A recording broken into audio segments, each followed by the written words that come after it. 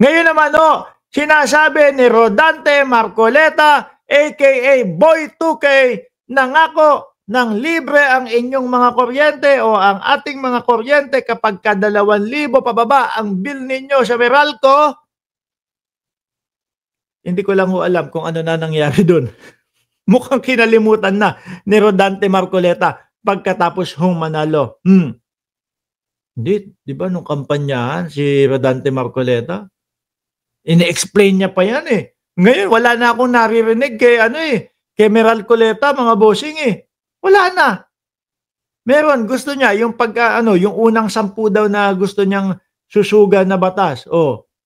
Matanggal na lang daw po yung VAT doon sa kuryente. Wala na yung wala na yung wala na yung libre na 2,000. Anyway, ganyan talaga, Konsensya niya na yun. Kung ginamit niya lang yung pangako na yun nung panahon ng eleksyon. Pero syempre, kapag ka nagawa niya yan, sasaluduhan natin si Meralcoleta.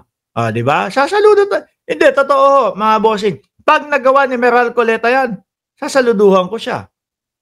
Syempre, makakagaan sa mamamayang Pilipino. Ang tanong kung gagawin, no?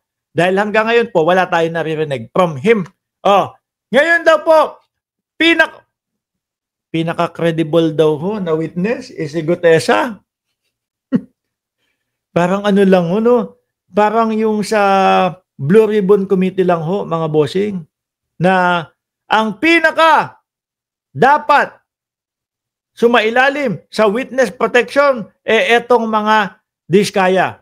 Ganyan. Doon naman, para sa kanya naman, pinaka-credible na witness naman daw walang iba kundi si Gutesa. Baka mamaya magulat kami, biglang sabihin ni Gutesa, ay, binayaran po ako. No?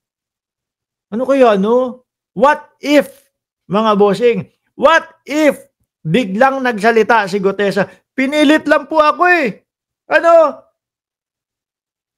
Pinilit lang po ako, binayaran lang po ako nung mga nagpapasama sa akin para magsalita daw po ako. Kaya nga tignan nyo po yung mga sinasabi ko doon sa aking affidavit.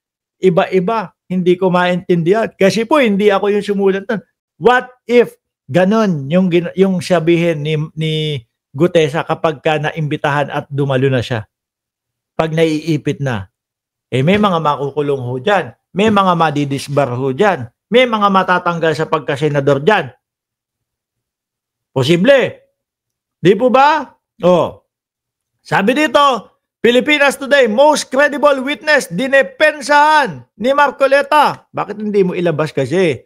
Sabi pa ni Marcoleta, kaya hindi lumalabas si Gutesa kasi may 5 milyon daw na nakapatong sa ulo. Parang papatayin si Gutesa. Sabi ko naman, lintik ka, nag-imbento ka na naman. 5 milyon. Sino mag-aaksaya ng 5 milyon sa ulo ni Gutesa? Wala namang katorya-torya. Wala namang ano-ano yung pinagsasabi niya doon sa Senado. Walang bilang. Tapos 5 milyon papatungan mo.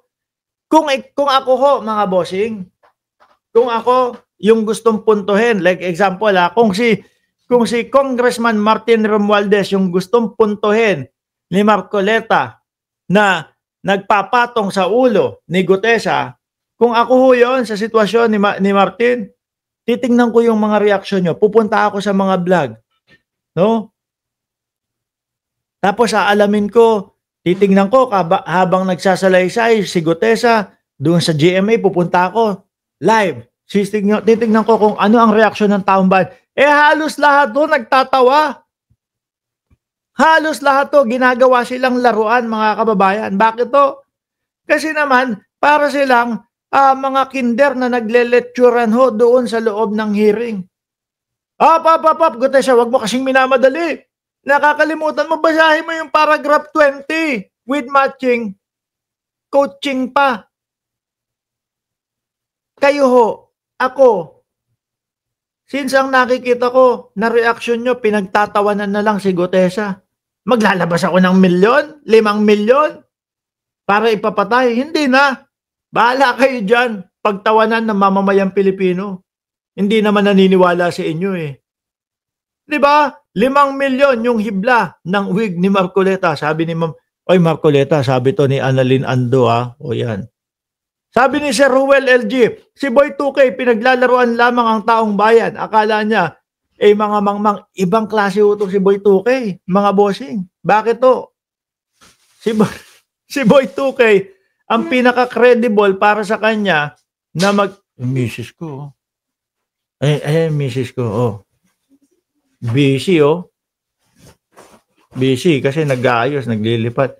Si Marcoleta, ang pinaka mga credible sa kanya, mga bossing, is yung at gusto niya makita, ayun,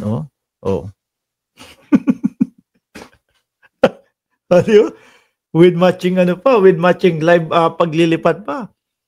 Pinaka-credible na maging witness, sumailalim sa witness, mga Diskaya. Ngayon naman, ito si Gotesa naman yung pinaka-witness. Ano ba pinagsasabi ni Gotesa? Yung mali-mali na pinagsasabi. Doon sa affidavit niyan, ang sinasabi is kailangan ng witness protection. Doon naman, sa bunganga niya, hindi naman daw. Ang gulo, imbitasyon ng DOJ, hindi sinipot. Di ba, mga kababayan? Sige.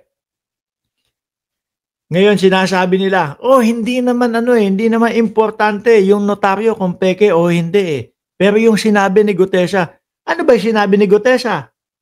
Salaysay. May pinakita bang ebidensya? Wala.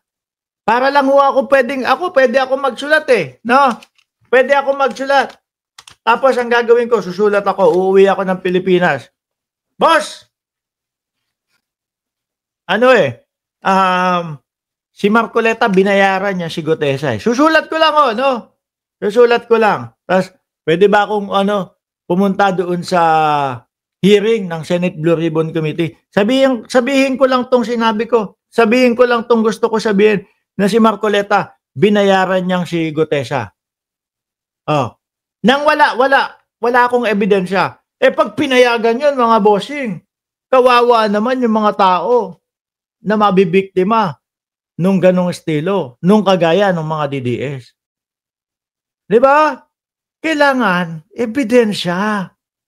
Sa kahit na anong bagay at meron kang pinaparatangan, ebidensya.